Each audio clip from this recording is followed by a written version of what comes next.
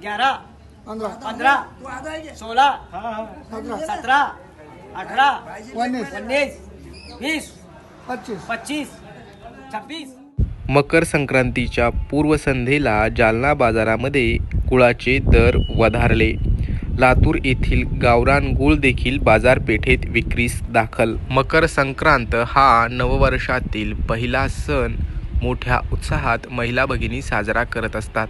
या सणाला तीळ आणि गुळाला अनन्यसाधारण असं महत्त्व आहे.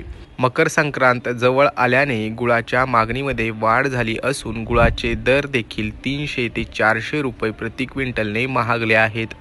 पाहुयात जालना शहरातील गुळ बाजारामध्ये दराची स्थिती काय आहे. 15 दिवस अगोदर गुळाचे भाव 2800 ते 35 होते.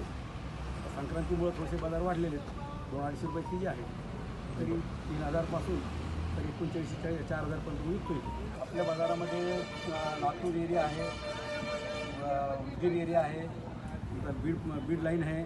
या एरियामध्ये इथं गुळ येतो. काही लोकलमध्ये येतो. संक्रांतीमुळं आणि हिवाळ्यामध्ये आणि संक्रांतीच्या याच्यामध्ये जे लोक गुळ खातात जास्त, त्याच्यामुळे गुळामध्ये 150-200 रुपये के जी आली.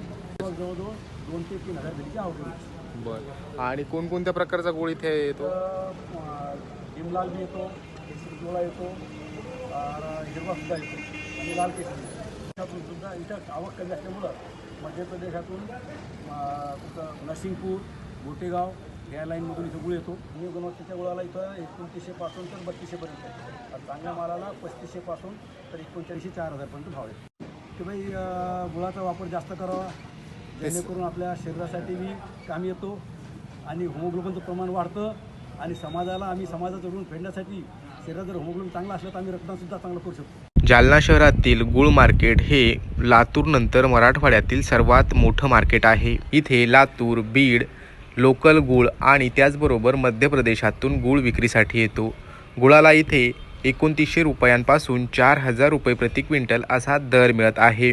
मकर संक्रांत असल्याने गुळाच्या दरामध्ये 300 ते 400 रुपये प्रति क्विंटल अशी वाढ झाल्याचं पुसाराम मुंदडा यांनी सांगितलं.